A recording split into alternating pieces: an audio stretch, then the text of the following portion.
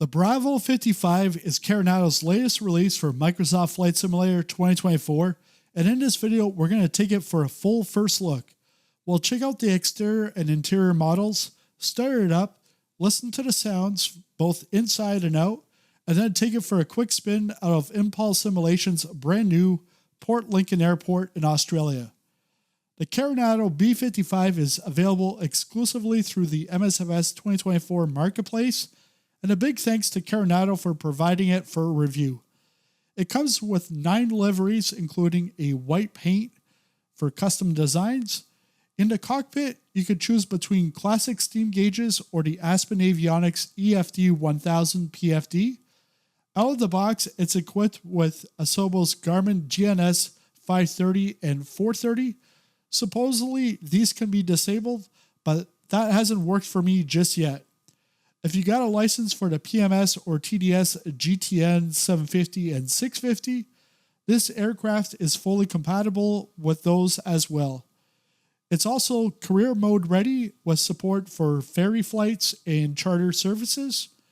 And like other Carenado releases, it features RealExperience effects, things like attitude indicator startup, shivering needles, panel shake, and more.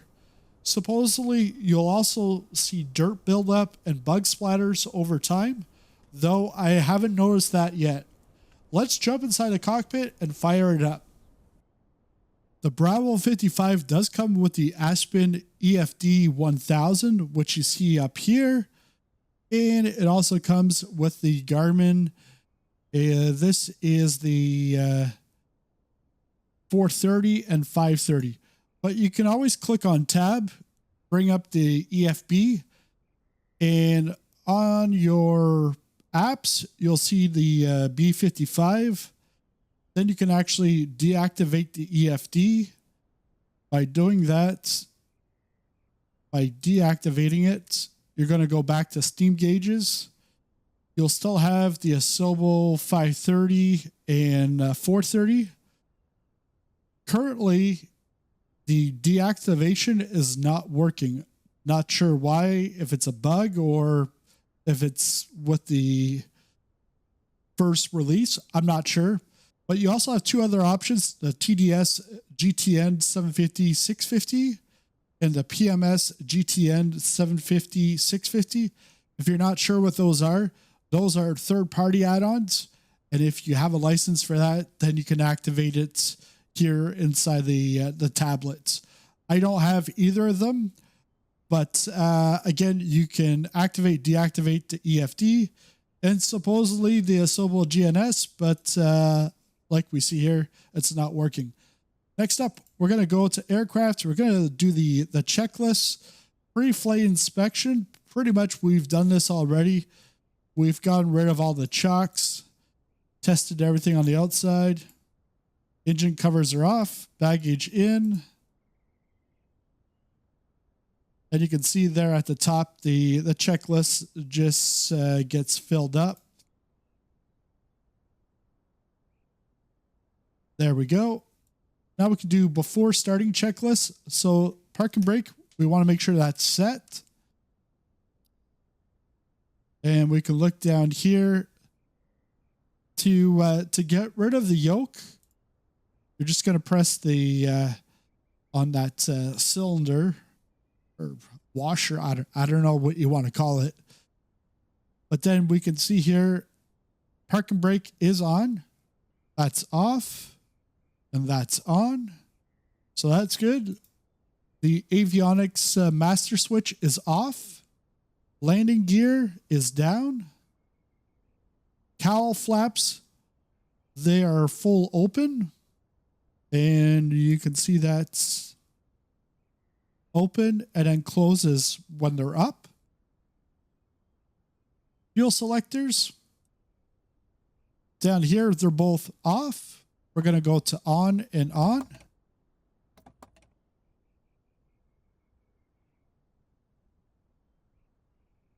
Circuit breakers, these should by default all be pushed in.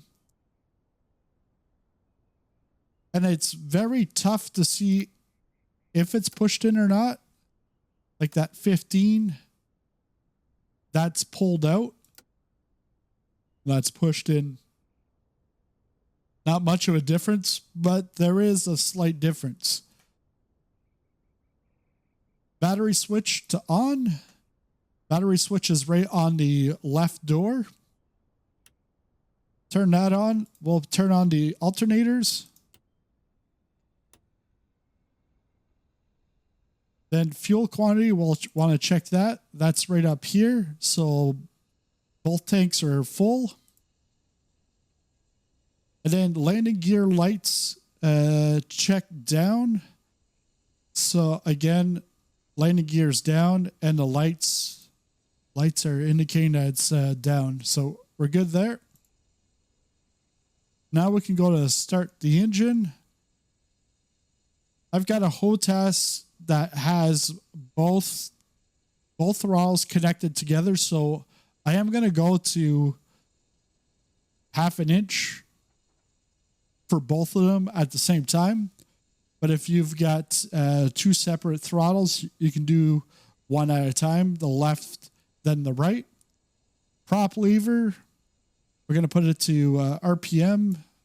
So fully pushed to the top. And then the auxiliary fuel pumps, we're going to want to turn these on. So low or high.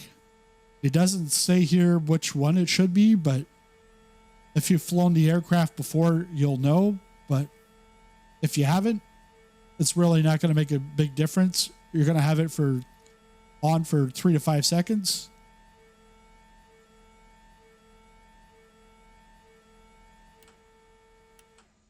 Turn them off. Now we can get the left magneto switch to start.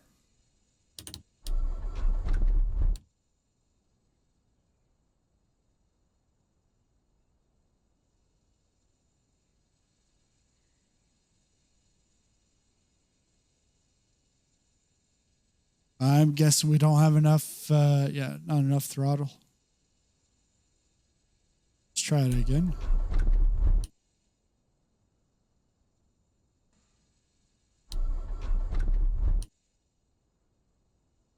And it looks a little weird on the engine start, like just like the front to be shaking like that. All right, we've got a problem. Houston, we have a problem. Oh yeah, the mixture.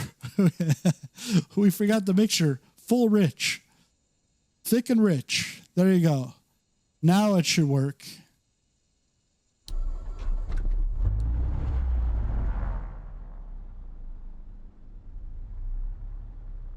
But you can tell here the sounds are, I don't know.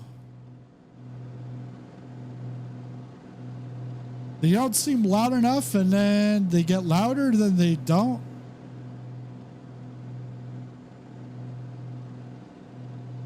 I think the sounds need a little bit of working. Oil pressure. So left engine and then right engine. So left engine's in the green. So we're good there. Left generator on. When you click on that switch, it goes to the alternator. So I'm not sure if they just mixed up the words. It's the same thing, or if I'm supposed to put a generator on, but we're going with this. It's already on, so that's good. Now we're going to do the right side. So throttle, prop, and mixture are all set. Auxiliary pump already done. So now we just got to turn the switch.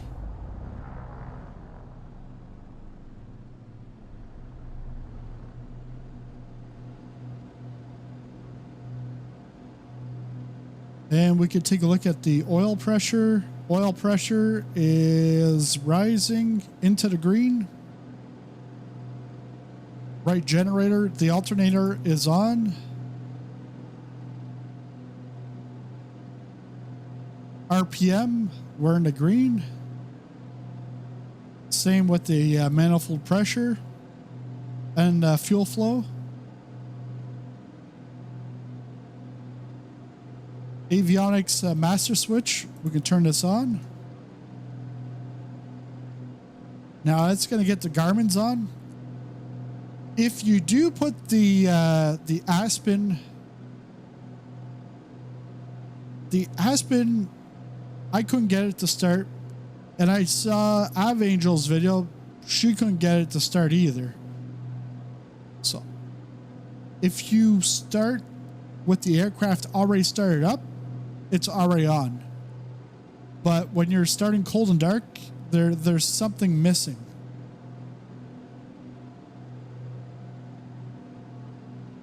And then you're going to put exterior lights on as required. Now, my issue with this is we're going to put the beacon light on and we're going to put the nav light on. And we'll take a look outside. That's not good. Like, is it a big thing? No, not really. Like, this can be fixed. It can be fixed, like, by next week. The first update, this should be fixed. However, I don't know if this is just because I'm in Sim Update 3 beta. That could be the thing that they never tested it in the beta and they didn't see this. I don't know. But, yeah, this is an issue, but it's not a deal breaker. And Carenado, they've been around for a while and they've got plenty of planes, so they're not going anywhere.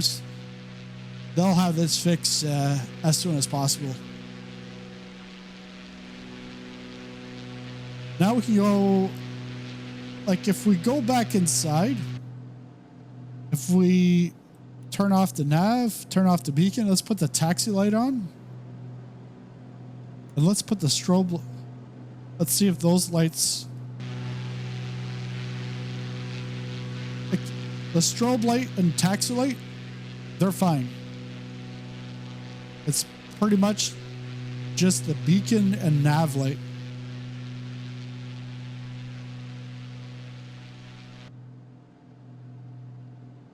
So what we're going to do in this case is I'm not going to worry about lights at this point. We're going to taxi to the runway. We're supposed to be able to see like dirt on this aircraft and then maybe like some bug splatter. So what I like to do is take off. But here at Port Lincoln in Australia, they have a paved runway and they also have dirt runways. So I'd like to try the dirt runways, take off from there, go into town, turn around, come back and see what does the dirt look like. Does it get much dirt? And it might not get dirty right away. It might take longer, like flight wise, like longer flights or more flights in the dirt to see it. I don't know. But one thing we haven't checked yet is the sounds from inside a cockpit once we open this up.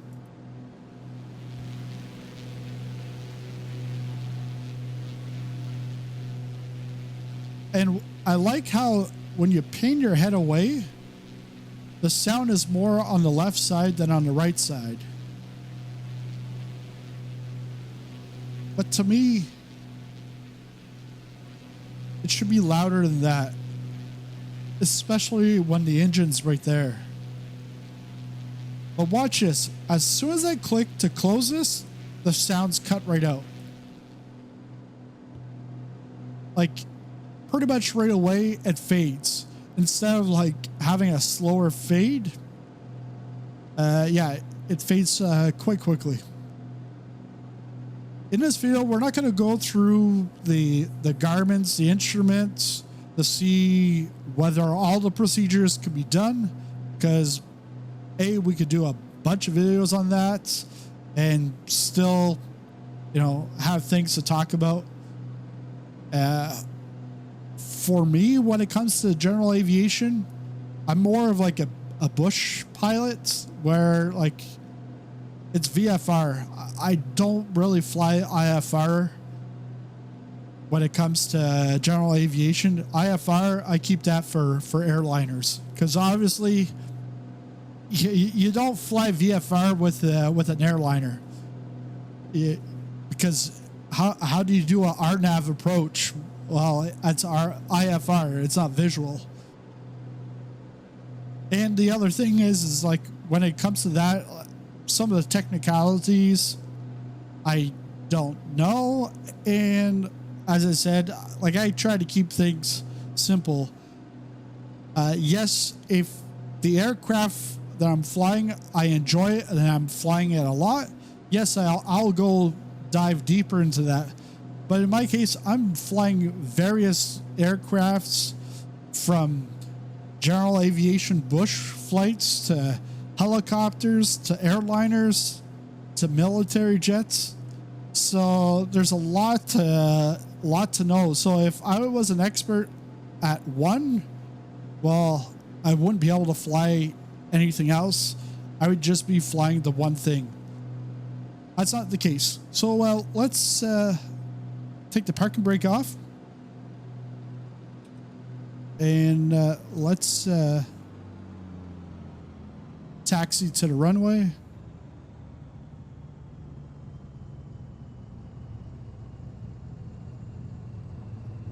That's the helipad.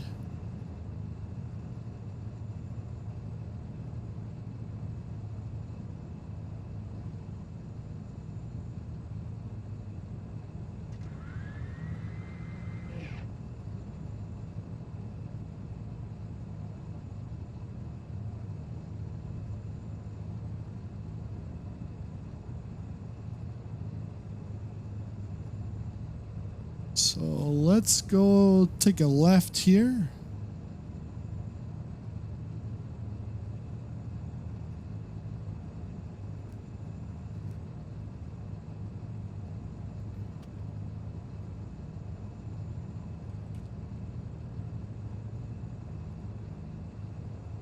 Actually, let's take off from here.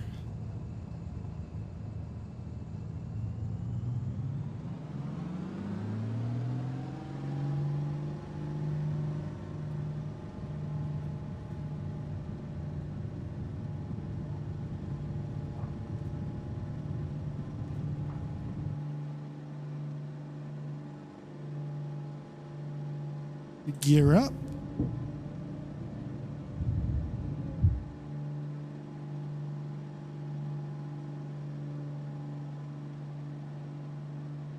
Get the RPMs back into the green.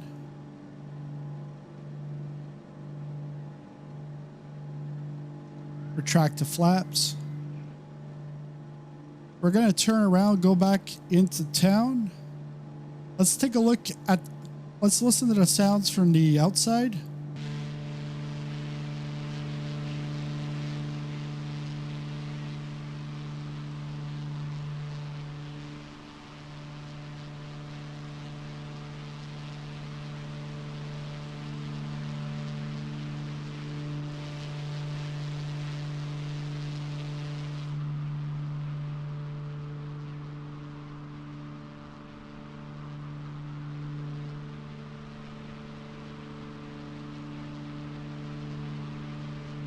Now, compared to the G58, the G58 is bigger, more powerful than this. And like the one that we have in the sim, you can get it in the Premium Deluxe edition. And I think that is just by a Asobo. I would say this aircraft has better textures than the Asobo one. I think the Asobo one is just ported from 2020, maybe slightly upgraded, but it's not a new aircraft for 2024. The other thing is the G58 has more modern avionics, has a Garmin like built right in, while this has steam gauges with some Garmin and other avionics that can be put in, but you still have some steam gauges. So if you're looking for something like the G58, but with steam gauges, this could be your thing. And I'm pretty sure, I think it's a Black Square, they also make a steam gauge version of the G58.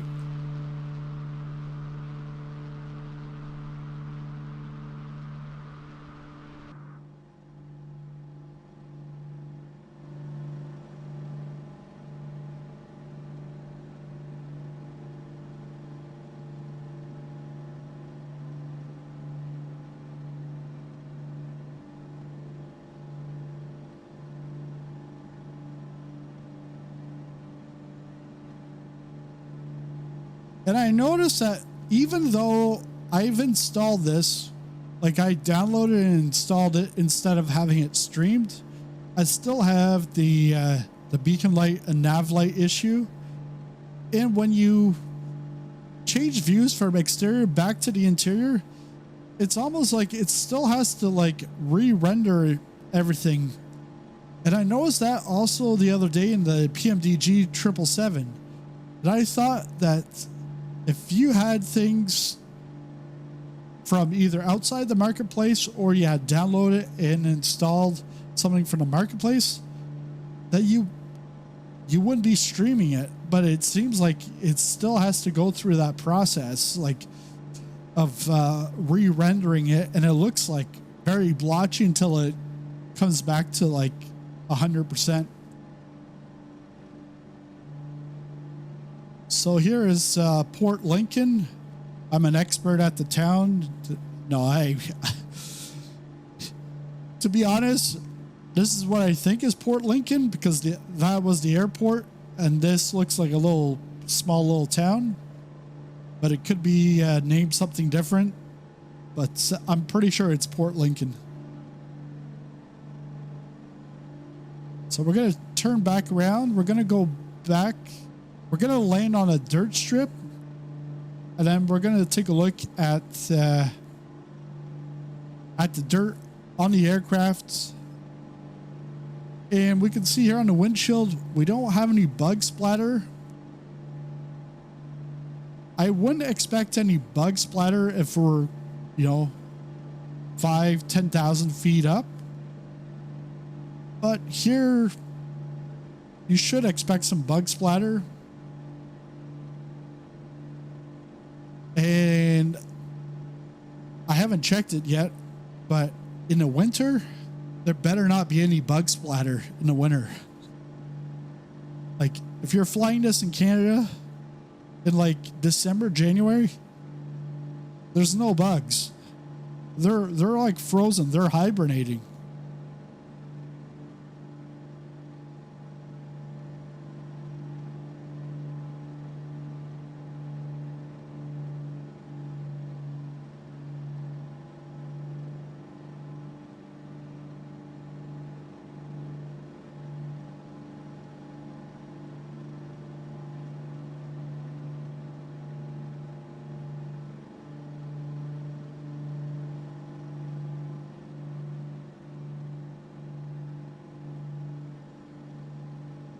But overall, this is a decent aircraft. There's just like the couple of bugs that really once fixed. It's a good pay-wear aircraft.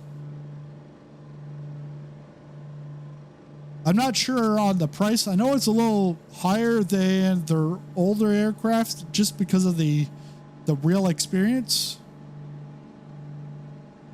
But to me,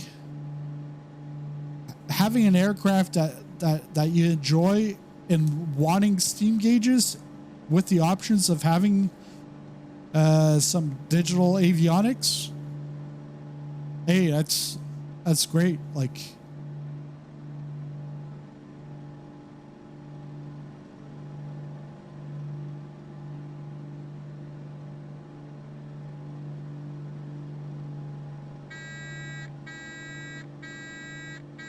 well, we know that horn works. That's just telling me I have to put down my landing gear because my altitude's low and my speed is low.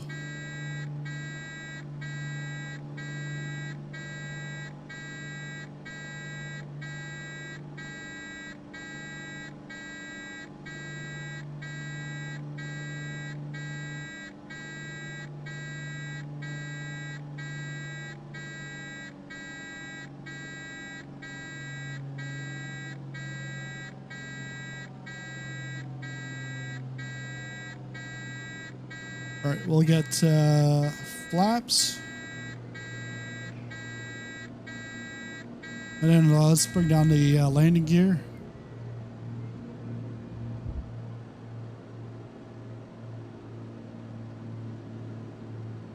I think I'm lined up for the paved runway.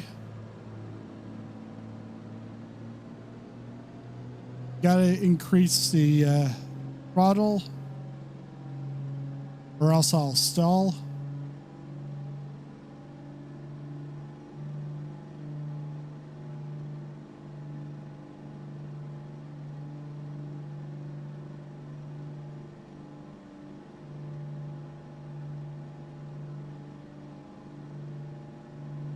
Let's trim this.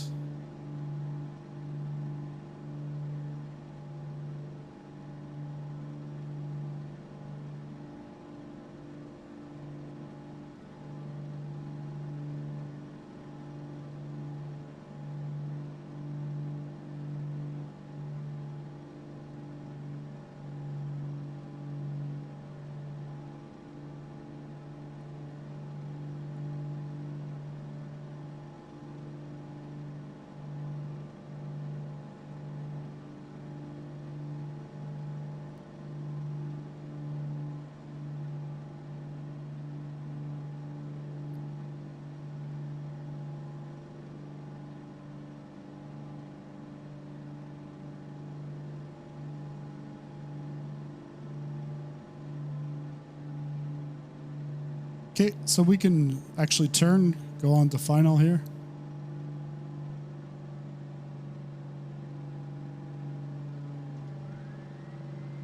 More flaps.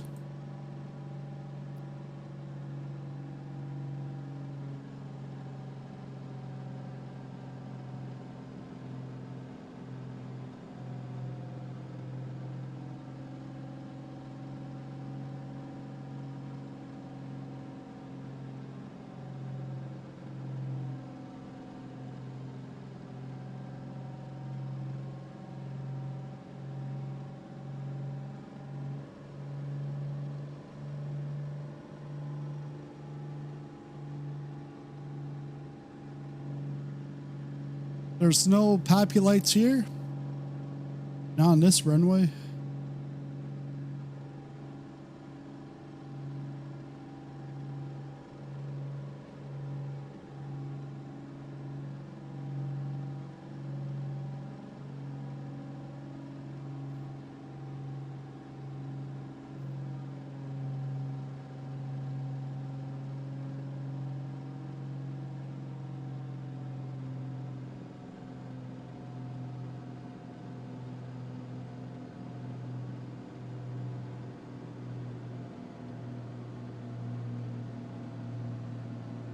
Am I supposed to land on the pavement side of things?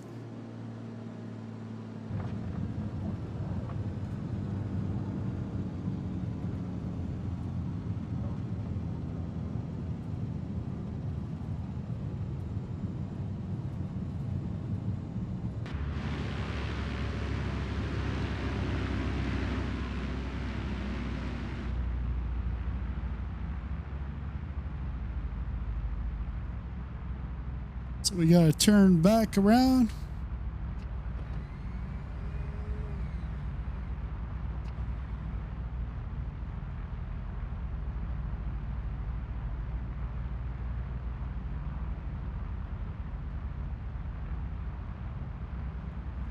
Let's see what the sounds are like from the front.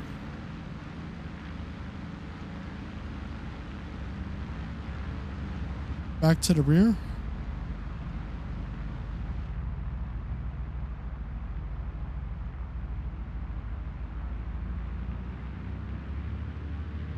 Now I just want to taxi here on the dirt and see once we get back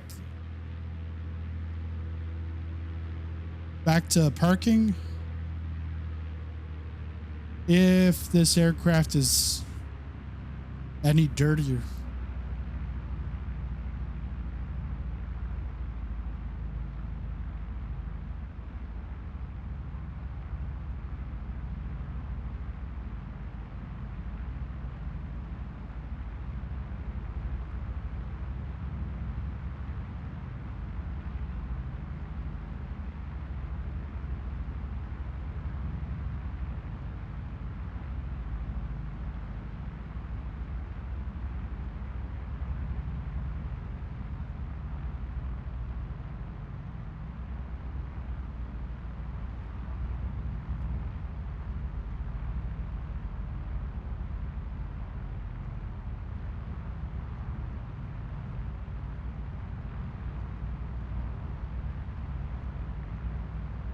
So if we just park it here,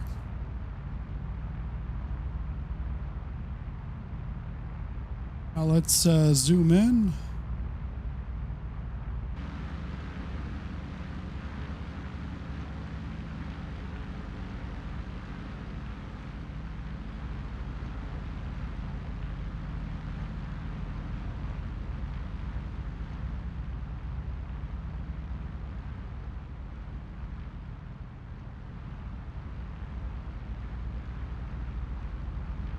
So just looking at the edges, it doesn't look any dirtier.